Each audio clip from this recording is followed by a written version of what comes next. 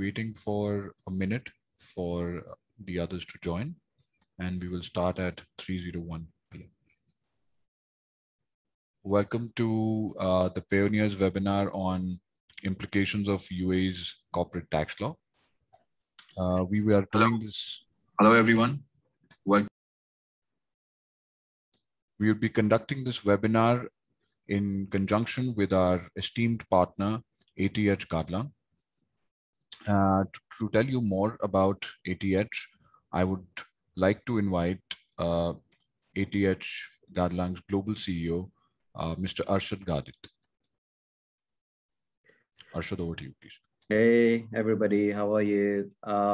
Thank you very much, Shival, for allowing us to participate in this very crucial and fundamental topic we've all been talking about. A little bit of intro about us, ATH Gadlang, a firm with around 100 odd people, presence in 4 countries, Bahrain, Oman, UAE, and Saudi. We are working as assurance, accounting, tax, and consulting management consultants. We have been around for 10 odd years in these countries. And I have with me my esteemed colleague, Arslan Mushtaq, who will be leading the session. He is our tax leader. We've got Rashid Ghulam also, who's our director in tax. He will be talking about the corporate tax. So we've heard a lot about corporate tax, and it's the big bang is coming. We knew about it when the VAT law was introduced, that there is more tax regime is going to be tightened up a little bit. But what are the implications, how that will sort of unveil itself? Arslan would shed more light over it. So Arslan, over to you. And Rashid, please walk us through what do you think that we should all be knowing about VAT. And we will take the questions at the tail end, but I would strongly recommend everybody to just keep posting the questions as we go along. The entire session, the session will run around 30 odd minutes. And then we will get to the tail end of it. We will then start taking questions one by one. I'm absolutely sure that you would all have multiple questions to ask. So please keep writing, keep posting. And if you want to introduce yourself, also do that on the chat box, please. So over to you, Arslan, please. Thank you. Thank you so much, Arshad and Shival both. Good afternoon to everyone, to all the participants. Thank you so much for taking the time out and coming to our webinar. So we're going to make it interactive and informative session for you today. Today, we're going to be talking about some of the information we know about corporate tax, which you all know it is coming into UAE and is going to become a reality very soon. So corporate tax is a form of direct tax, which is going to be levied on the companies who are operating from UAE and is going to be applicable on the profits they are making for doing their business in the UAE. So this will be applicable to all the businesses. Yes, there are some exemptions to some of the businesses which will be operating from UAE. However, these will be discussed later on in the session. In terms of the corporate tax, so the corporate tax is going to be 9% to begin with, and it is going to be applicable on all the companies financial years starting from 1st of June 2023. So that is going to be coming next year. At this point in time, we are waiting for the detailed law to be announced and to be provided to all of us by the government, so which is expected to be published before the end of June this year, so that people have enough time to think about all of the ramifications and take all the necessary steps before the actual implementation date arrives. Also, in terms of the corporate tax, so there are going to be some exemptions for businesses as well as some of the individuals. And corporate tax rate, which is going to be implemented in UAE, is going to be lowest in the GCC, as well as is going to be one of the lowest in the world. So as you guys already aware that even within UAE, there are some form of taxes which telecom companies, banks, and oil and gas companies, they were already paying. So I know everybody thinks about that nobody pays any corporate tax in the country, but that's not quite true, because there are certain businesses like banks and, like I said, banks, oil and gas companies, and telecom companies, they're already paying some corporate tax to the government already. And in terms of responsibility, so it is going to be a federal level tax. So it is going to be implemented across all of the Emirates states. So that's why there will be no exemption from Emirates level. So it is going to be a federal tax. FTA, which is a federal tax authority, who is already dealing with a lot of the tax-related matters, including VAT tax, ESR, and the other so and so forth. So they are also going to be the gatekeeper when it comes to the corporate tax as well. However, Ministry of Finance, they will be responsible for creating the law, legislation, any changes, any unilateral or bilateral agreements with the overseas countries, just to make sure they are aligned with the international standards. In terms of scope of the corporate tax, so it will be applicable to all the companies who have a commercial license and they're doing a commercial activity within the UAE. So they will be all subject to corporate tax. However, the companies who are dealing with extraction of natural resources, they will not be coming under the umbrella of corporate tax, as well as there are foreign entities and individuals who have investments in UAE, or they are currently operating from UAE, but they only deal with the companies or the businesses outside UAE. So there will be some exemptions given to them.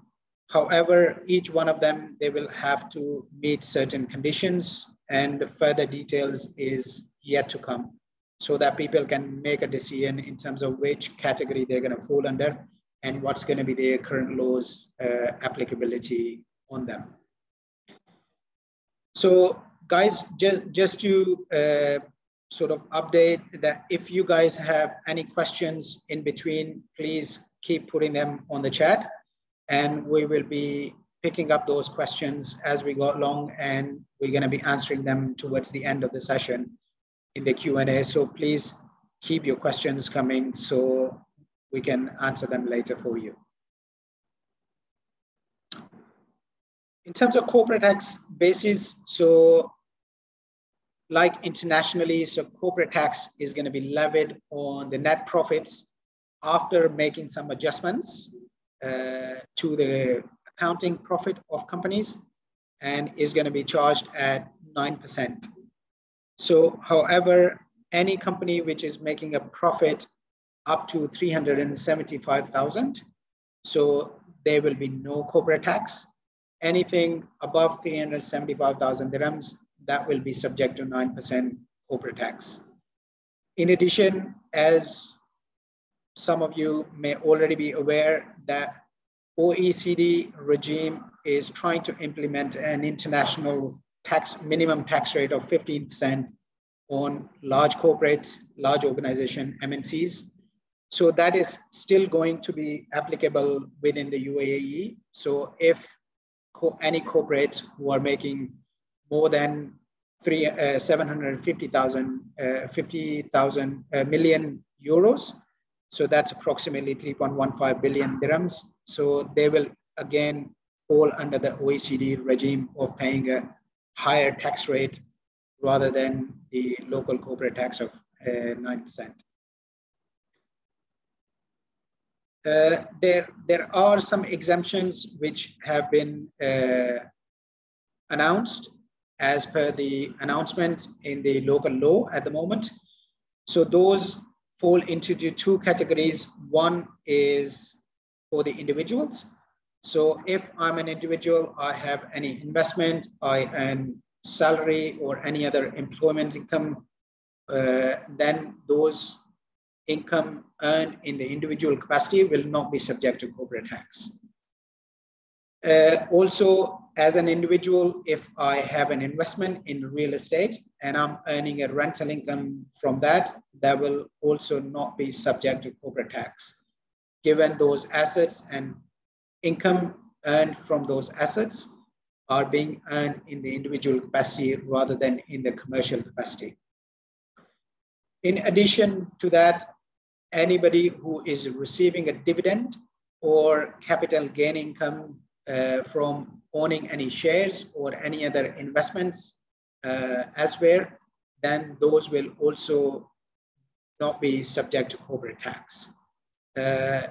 In addition, interest income, any other income earned in the from the savings schemes, then they will also not be subject to corporate tax for individuals. From a company's perspective, there will be some exemptions which will be given to the companies who are operating in the UAE. However, there are certain conditions to be met. So I'm going to now hand over to my colleague for him to talk through all the exemptions which are currently available for the corporates. So over to you, Rashid. Arslan, before we go to Rashid, just hang on for 1 minute. I've been getting these questions also on the chat box, and plus I wanted to ask that question also myself. What about the free zones? How would the free zones be counted as in the overall corporate tax regime?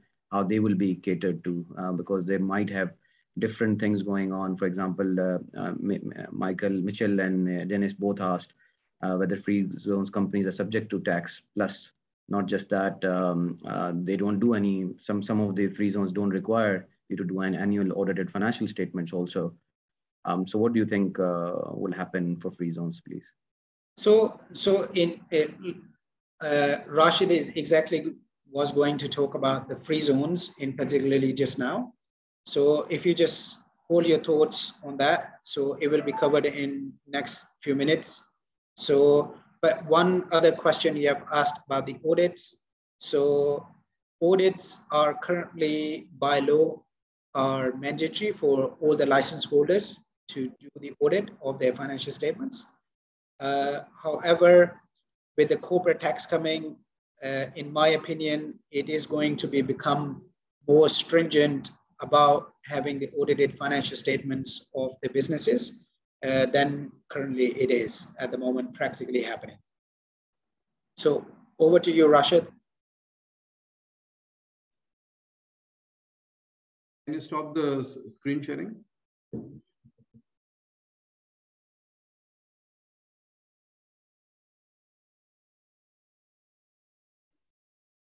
Hi, good afternoon. I hope you can hear me. Yes, we can, Rashid. Okay. And the screen is visible, right? Free zones. All right. Yes. Okay. Moving on to the question raised by our participants. So here I'll be speaking about the free zones and the tax groups.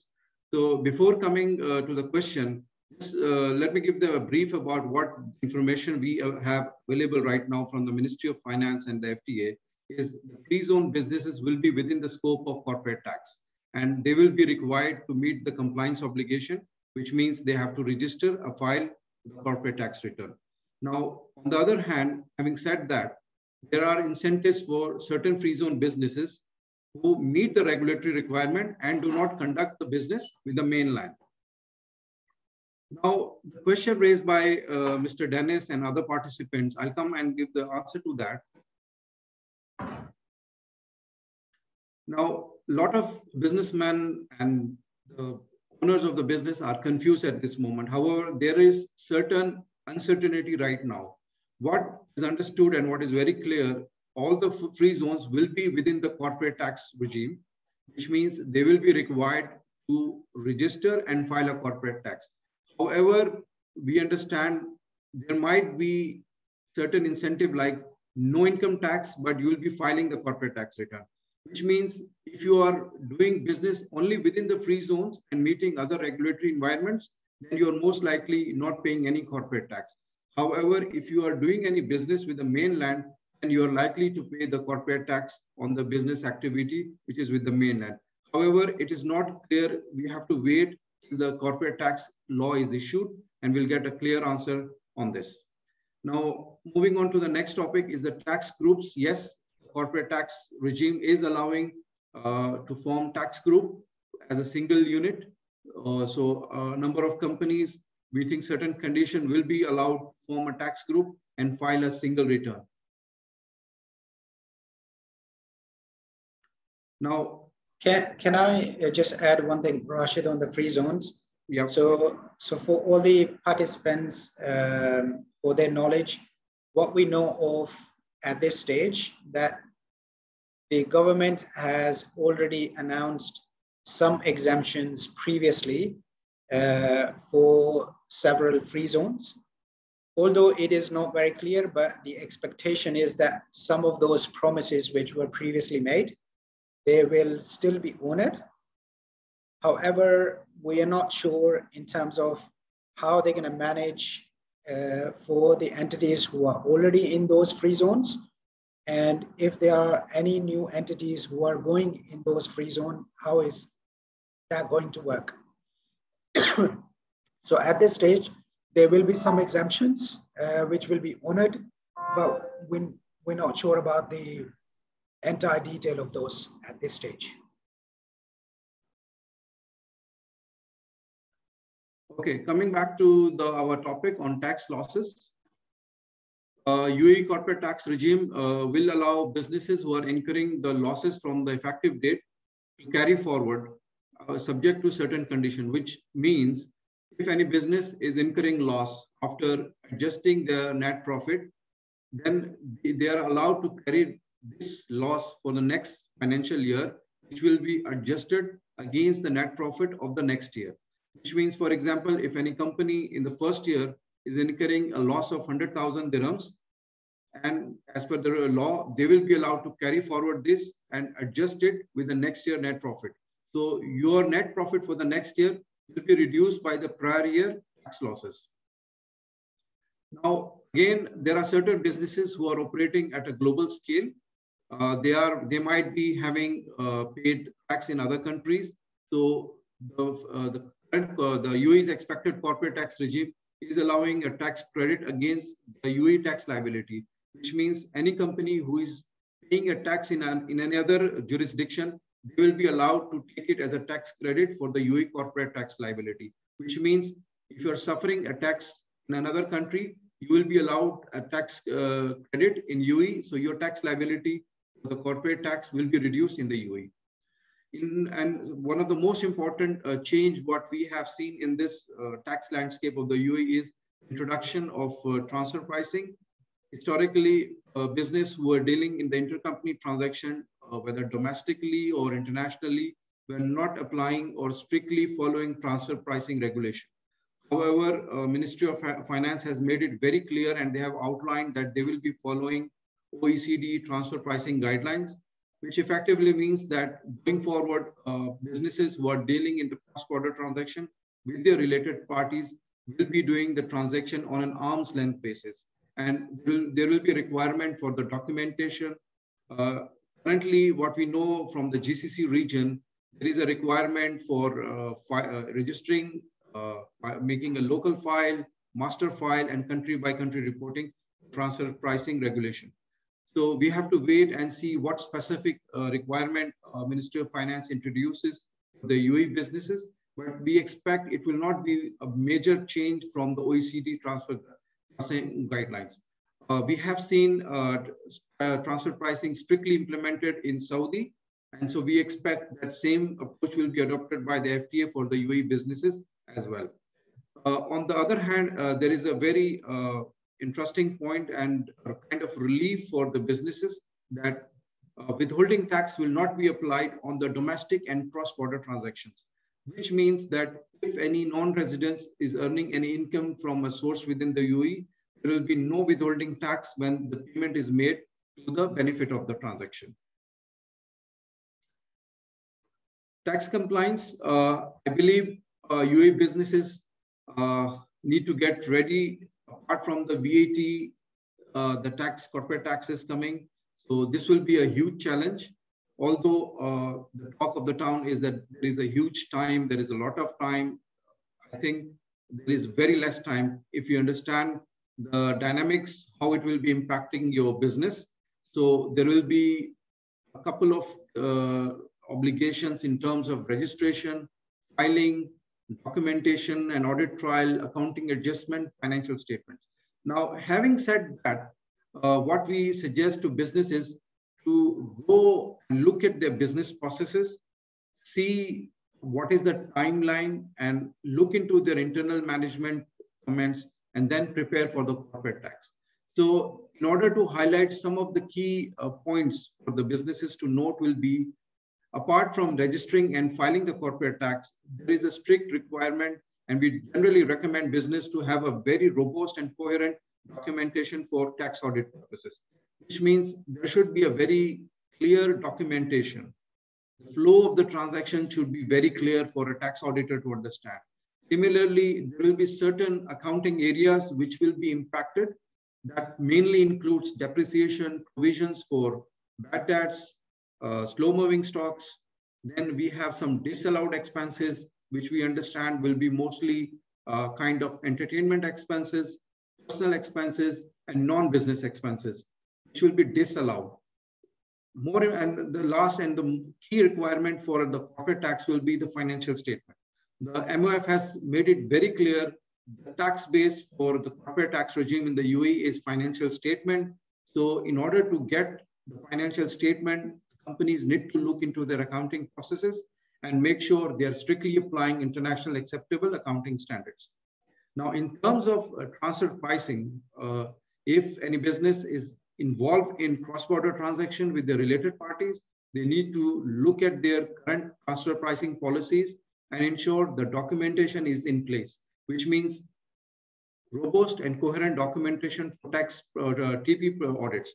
What we mean here is the flow of the transaction, the clarity, the quality of the documentation should be very good.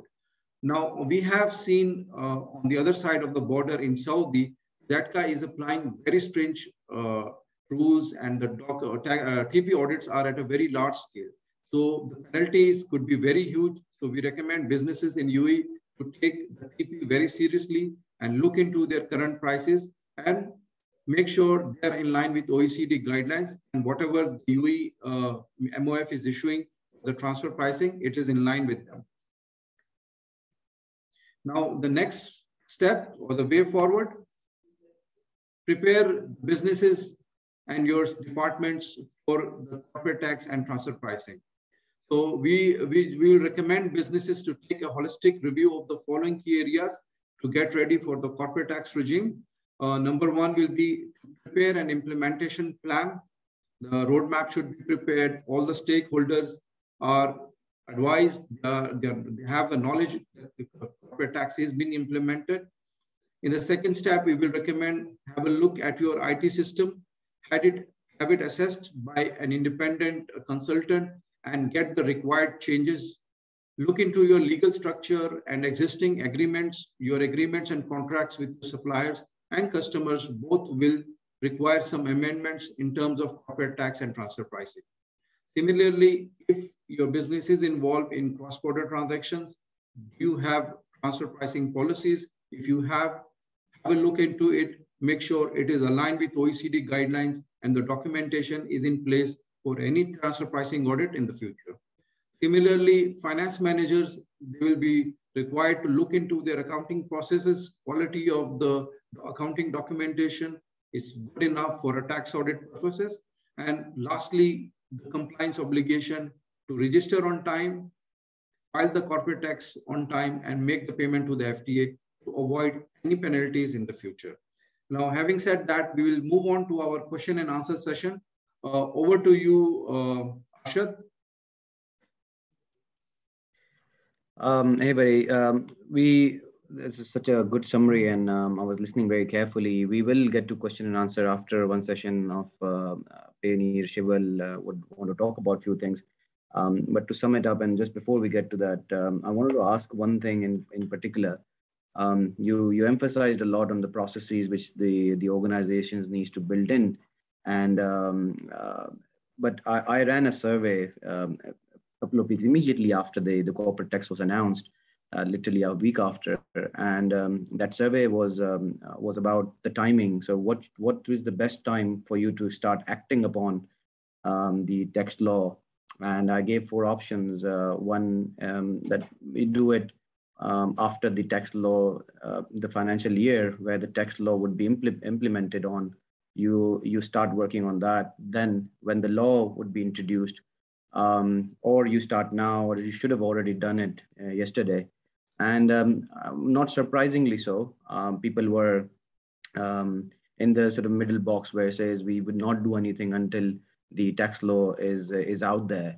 But I wanted to sort of put that thought in front of you guys. So what do you think? What is the best time to start? Given that we have very limited amount of information, although we have globally multiple countries have done this in past, there's already a trajectory or a track record of how these things are being done. So we can sort of learn from that and take inferences for larger businesses in particular. But I wanted to hear from the experts. Please, Arslan or Rashid, if you can just shed some light on that. And then we'll move on to Payoneer. Well, I'll share my thought that I think the right time is to start immediately.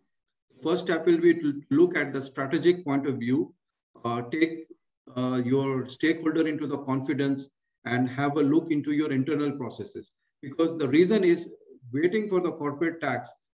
Once the tax is released, you will have some very specific changes to be done. But there are certain changes which can be done right now. So I think delaying those changes is not advised. For example, it could be having an initial conversation with your key suppliers, customers, or with your customer with whom you are having a long-term project. So it will be better to have a conversation with them and have their feedback. So initiating the process is advised at this stage. Whenever the law is out, then the specific changes can be made. On the other hand, for the transfer pricing, we understand that from the Ministry of Finance statement, it will be based on OECD guidelines. So those guidelines are very much clear. So there might be certain changes from the UTP perspective. So that can be done once the law is released. But the main points can be done from right now. So I think the best approach will be to initiate the process right now and get it done smoothly and effectively in order to avoid any future issues with the tax authority. Over to you, Arslan. My 2 cents on this is people need to take it very seriously. The experience tells us when the VAT was coming, and a lot of businesses were taking it very lightly. A lot of people were thinking, oh, it's not going to come and we're not going to do anything. And they left it to very late to do anything about it. And then a lot of businesses actually suffered because of that. So for a prudent approach for any businesses, regardless the complexity and the size of it, there are certain elements within the corporate tax regime for you to be ready for that. You can always do the prep work now without even the law is out. And then you can always tweak your plan based on more information which comes through the law. And then you start taking the approach. The businesses who take proactive approach, they will be the one who will be okay at later date. And the businesses who are taking a laid back and not proactive approach, then they are the one who will have issues at later date. So I think taking a proactive approach will be the sensible way to deal with this. Just to add on one more point, we have looking into the VAT health checks of a lot of businesses. And one of the common issues, I think, which we are facing and a lot of clients is the accounts payable process is not optimized. What I mean is the quality of the documentation from the supplier invoices plus the process of the AP is not effective. So if those process, or especially AP process, is not optimized, this is likely to impact your corporate tax as well. Because what we understand, deductible expenses will be on the basis of documentary proof. So if your invoices or the process of AP is not aligned, so you will be losing some of the deductible expenses, which will result in paying extra tax to the authority. So this is one of the key areas business need to look right now. On the other side, similarly for the account receivable, that process also needs to be optimized in terms of cash flow. Plus, we understand that the bad debt adjustments will be allowed and disallowed equally in the corporate tax regime, which means if it is a legitimate bad debt, then there will be certain conditions, then you will be allowed to deduct that expense. To meet those conditions, I think the process of accounts receivable also needs to be optimized, which right now is not the case with a lot of businesses in the UAE. Spot on, buddy. That was very well said. Shival, do you want to just spend a few minutes on sort of other part of Payoneer's fantastic business model? So please, if you can just give us a little bit more about that. So over to you, Shival. Yeah, thanks, Arshad, and thanks to Arsalan and Rashid. It was a very, very informative session. And judging by the number of questions, I think we could give Q&A almost another 1 hour by the end of it. So let's, I'll try to keep my session short and allow this engagement to carry on further in about probably 10 minutes from now. So with that, please allow me to share my screen and kindly let me know when you see it in full mode.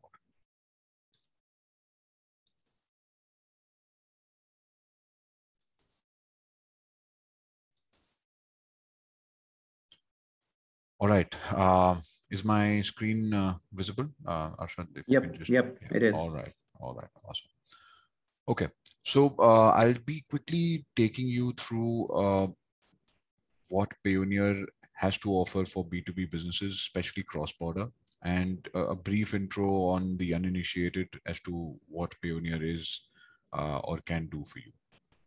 A quick look at what we've done so far. So, in a sense, Payoneer is a cross-border payments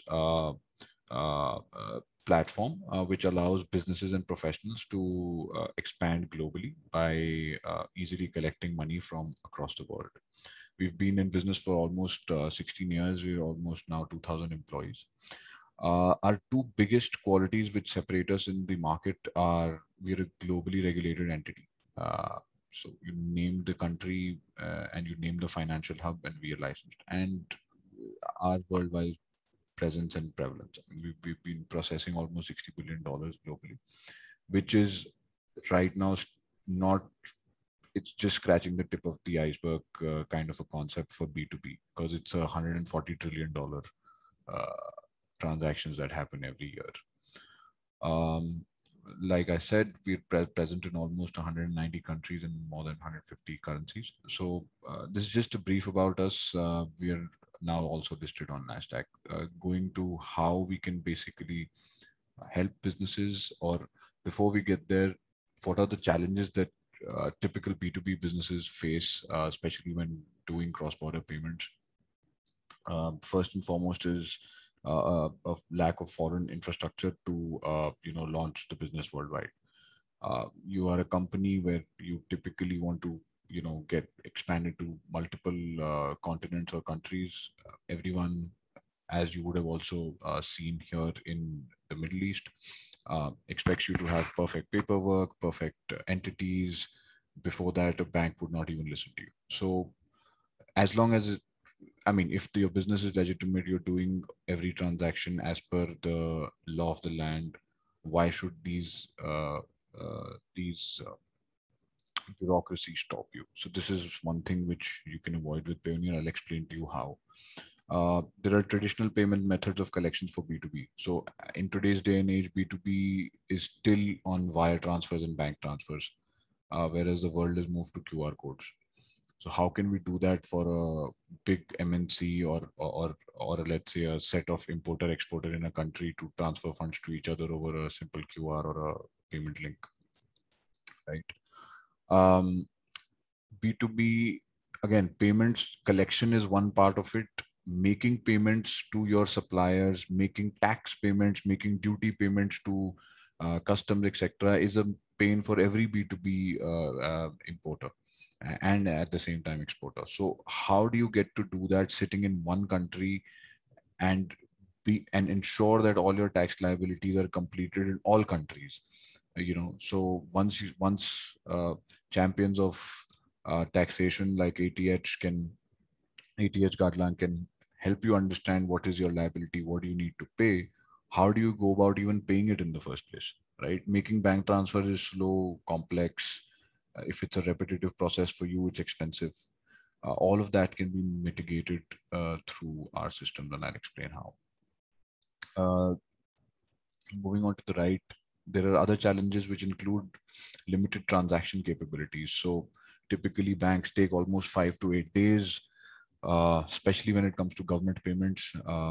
If you want to make a tax payment from overseas, I have come across multiple cases where after 15 days also the payment does not show as deposited. So this is a major concern for businesses, because without that payment, there are other risks of sanctions and fines which can cripple your business.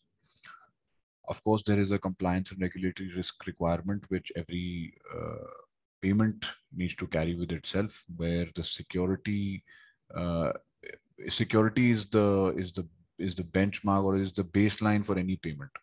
If that is not met, then there's no point of doing your business. So how banks, while giving you that security, don't give you that time. Other platforms at the same time are not mature enough to give you that security. So we lie right in that Goldilocks zone in between. And last but not least, there is an integrated service offering at each stage. So B2B businesses have an ERP, have a TMS, have an accounting system. Now, how does one stitch all of this with payments? So a payment company or a payment platform needs to give you that ability to stitch these softwares together and link them to your payments, right? And so these are certain B2B challenges which we saw were being faced by businesses in MENA, and this is what Payoneer aims to mitigate going forward. Couple of main product features that we have. First and foremost, global receiving accounts. Simply put, you will have a bank account in every country of the world, which will give you the ability to correct funds from all countries that you want to operate in without having to set up entities and do that same compliant paperwork as if you would have had to do if you would have set up your entity and your bank accounts. So in a nutshell, we give you a bank account in more than 10 currencies to collect, and you can collect in these currencies from all the 200 countries or the regions of the world. Now, how we really do this and how are we superior to wire? So in a nutshell, Payoneer is not in the business of sending money across borders. We have partner banks everywhere in the world. So we are in the business of sending information. So we collect money from you locally and we deposit the money to whichever agency, whether government or your business partner, locally in their country. So it's a very simple transaction where we're in the business of sharing information of payments, and then the payments get shared and the money is transferred to the payee, whether it's government or private. And like it's mentioned, we are on all the major networks or local banking networks of the world, from ACH to SEPA to BACS, etc., etc. On the other hand, the tech part, which I mentioned earlier, wherein we are not restricted to only allowing payments through bank transfer or wire transfers. There's the ability which our users have to raise payment links to your customers, and then your customers can pay you using any payment method, from any card in the world to any bank to, in some cases, even e-wallets, right, where we have that integration. So these are the new age payment capabilities that we are bringing to B2B trade, which has been typically left behind in terms of technological interventions of payments.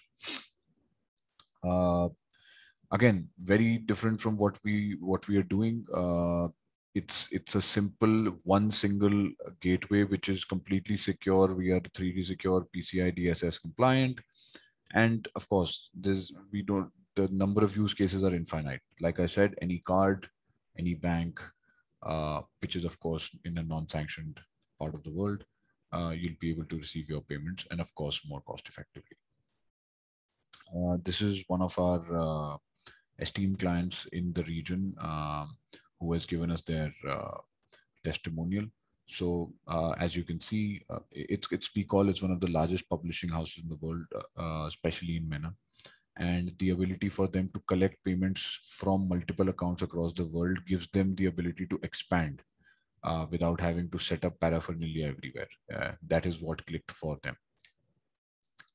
These are some of our top brands that we work with. And just to showcase how, if we can serve the brands in these verticals, why not B2B, right? And last but not the least, if some people have probably not focused on this any of the previous slides, this slide would give you a brief of what Payoneer does in a single snapshot. So as you can see, we are a platform for businesses and professionals. On the left, you see the ability to collect and receive payments. So like I said, from international wires, bank payments, cards, you can directly accept payments from marketplaces if you're selling on any, from Alibaba to Amazon to etc. You can raise an invoice link. Like I said, you can have your own web store, or you can allow payments from Stripe, PayPal, and other gateways and processors to hit your Payoneer account. So it can be your single stop shop to access and collect all your payments. Once you have these payments, you have access to multiple currencies to make the payments. On the right, you can see you have the ability to pay and spend. You can make supplier payments. You can pay VAT. It's mentioned EU, UK. You can pay taxes directly to government entities from your Payoneer account, directly to the bank account. We have a fantastic card offering to allow you to spend your funds. And you can withdraw to your own bank or send to some other bank accounts in more than 150 currencies. And the list is long. Wherever you have a supplier or a case service provider, you can make those payments anywhere in the world. So with this, I would like to conclude my presentation and give the stage back to Arshad to conclude any Q&A. If I find a Q&A which is around Payoneer, I would be happy to take it myself. So yeah, thank you once again, everyone. Thank you very much, Eval. That was fantastic. And just a couple of points I would add to your part of the presentation. I would like to sort of give big thank you to you as Payoneer, who was trying to make an effort to not just engage with their own customers, but widening their horizons to bring professional service providers like us to the fore and working with the community to make a difference. And we have been using Payoneer for prowireonline.com, which is our freelancing platform. Also a fantastic platform, eye-opener for something which we thought that would not be possible otherwise. So coming back to the tax topic, and multiple questions have been raised, so I'm really excited about it. We've got 15 odd minutes. I would sort of want to use that time effectively. So Arslan and Rashid, if you can, I'll pick one of you to answer the questions, and if you can just be precise about it, that would be really helpful. So I'll go with the lighter version of the question, which is a very anonymous attendee has thrown at us. Can partner withdraw all the profits and the salary and not pay any corporate tax? Yeah, maybe in a la land. But yeah, Arslan, if you want to answer that one, please. I wish it was that simple, but to give you a short answer, no, it is not possible. Generally, the tax law will restrict how much money a business owner can take as a salary, and the remaining profit will be subject to corporate tax. Because if you think about owner and business, it's a matter of pocket A and pocket B. So you can't just take all the money as profits out as a salary. So there will be some restriction, but we don't know yet what will be the number. Okay, Hillary has asked, is there a limitation in terms of number of years businesses can carry forward the losses? Rashid, you told about 1 year loss can be adjusted with the next year profit. Is there a limit for that next year, and after that you cannot carry forward it for further more periods? Thanks, Rashid. It is confirmed. It is for for 1 year right now, but we need to look into the corporate tax, how many years they will allow. So there will be certain conditions to be met. So right now, that answer is not clear. We have to wait for the corporate tax law to be released for that. But just quickly, if I may add here something. Generally, internationally, different tax authorities allows up to 7 years. So we would expect it'll be something similar to international standards as well. So you'll be able to carry forward your losses. Yeah, that's what I was expecting, because having worked in the UK also before, and this is an ease for the business, because the business is not for 1 or 2 years. Business is a very long-term engagement with the overall society. So you would be able to take advantage of what has happened. Maybe there is a J curve in a business where the business startup in particular would face this issue where they will incur a lot of losses, but then they would want to use this as a benefit for their future profits. One other point which I would throw it to you, Rashid, is the transfer pricing. And I wanted to ask that question, and it's good that Salima Malala has asked this question. So what is the requirement in relation to TP in UAE? So if you can just give us a few pointers there in terms of the transfer pricing requirements in the UAE, because you mentioned it a little bit, but not go down into in some detail. So if you can, that would be really helpful. To be honest, right now, what we understand, it is based on OECD guidelines. So what we expect, it is going as per the international best practices. So the one point which is very clear is the intercompany transactions with the related party will be on arm's length basis. So there could be specific requirements or changes by the UAE authorities, but we understand right now from the limited information, it is as per OECD guidelines. So TP in itself is a very vast subject. So right now we don't have more information coming from the authority. So I think the businesses, if they want to look into what is expected, then that is OECD guidelines. So in terms of valuation, documentation, we have to follow OECD guidelines. Great. So perhaps this is such a big topic, and I was also thinking that TP is in itself a topic. Perhaps we'll discuss with Payoneer whether we can hold a separate session on transfer pricing. Let me a little bit notch it up a little bit. The questions, technicalities are increasing. So Mark has asked, so to get it right, if a company deals with one mainland company, we do not know yet if all the profit will be subject to the corporate tax or whether just profit from one mainland company. Is that correct? That's a pretty convoluted question, but perhaps what it's trying to say that if a company's mainland is dealing with a company in perhaps another zone, how would that transactional difference between the two will operate? So if, for my understanding, if everybody is being associated with the same corporate tax law, then it should be fine. But what if what Arslan was saying? So perhaps Arslan, you might want to shed some light over it. That there are some promises being done with free zones as to how they would be given some extra benefit. How would that sort of marry up with the two of them, with other corporate tax regimes which are operating within the same country?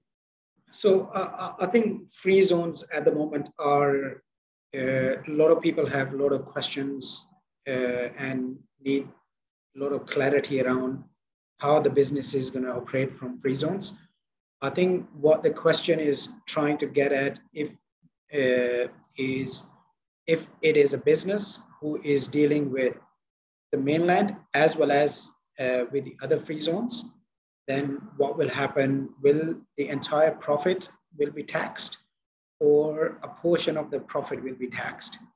At this stage, although it is not very clear what is going to happen, but the law only talks about entities who are based in free zone and dealing with the entities within free zone, they will be exempted subject to some conditions.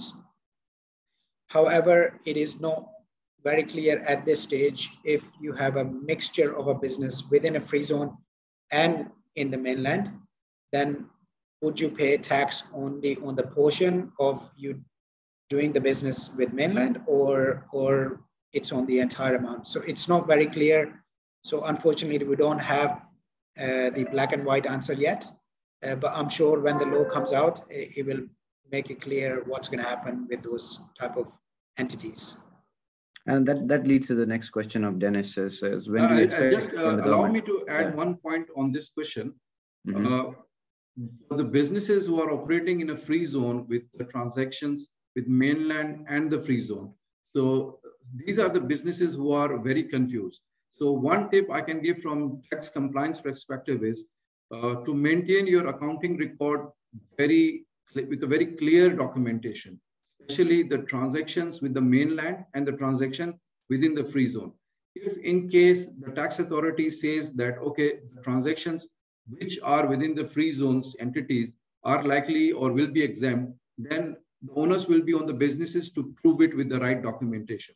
So if you don't have right documentation in place, then you're likely to lose that amount. You need to pay the tax on those amounts. So this is one point which they need to consider right from now to make their accounting process optimized. That's a very valid point, brother.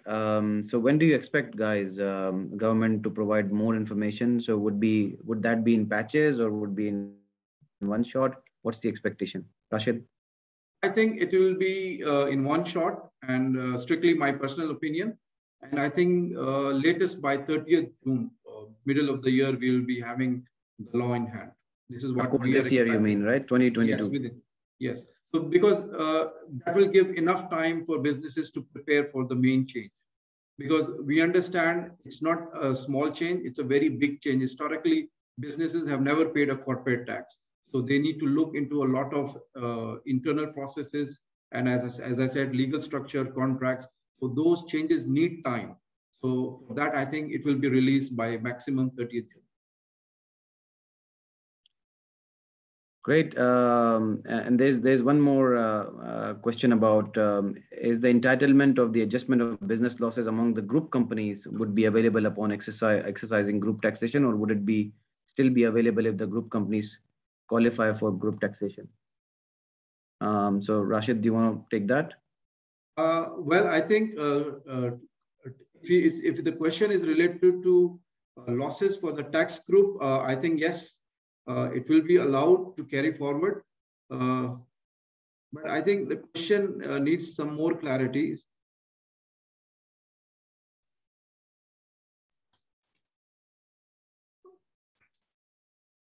I think, okay, this question is not very much clear. If the question is that I think what the person need to understand is, in order to form a tax group, there will be certain conditions. So if those conditions are met, then you will be allowed to make a tax group. And the losses as a cumulative unit of the tax group will be allowed to be carried forward. So this is what the information we have right in hand. So if this answer is not clear, I am happy to take it offline and have a discussion on this. Thank you. And do we have clarity over the qualifying intra-group transactions and reorganizations which will not be subject to corporate tax?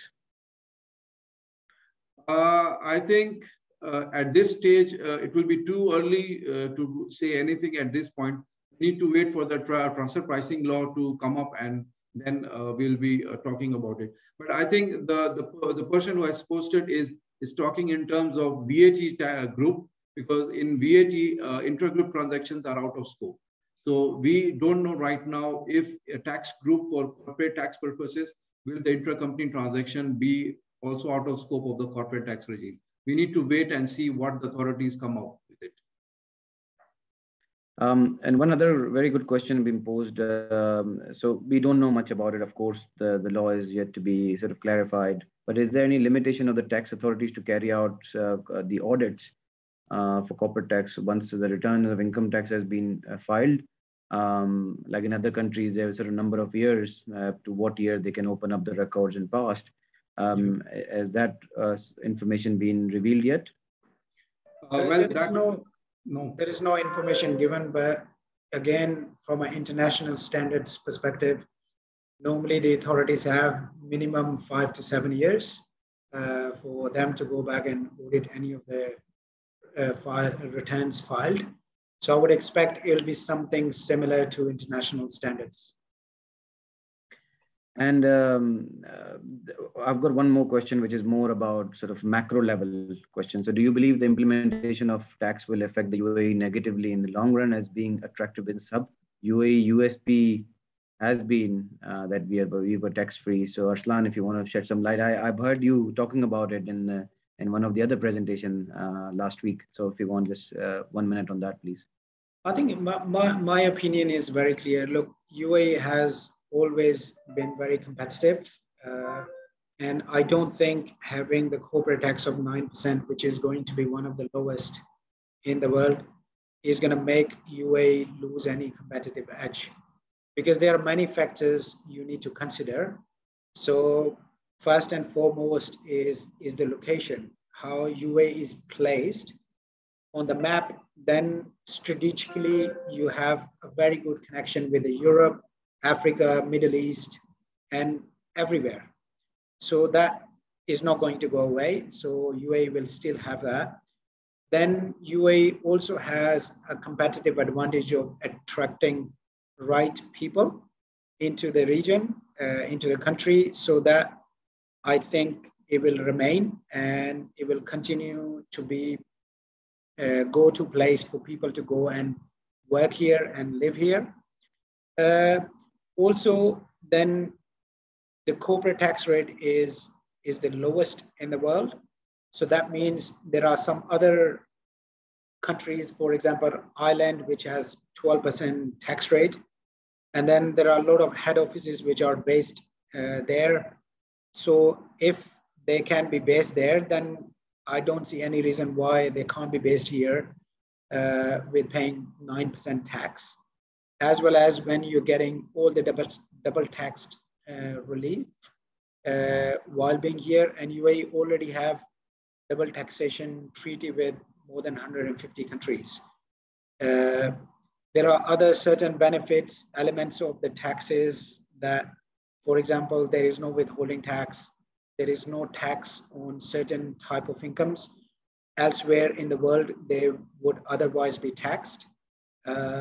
So I think if you combine all of these together, so I still remain, UAE still have plenty to offer to keep its competitive advantage in the region.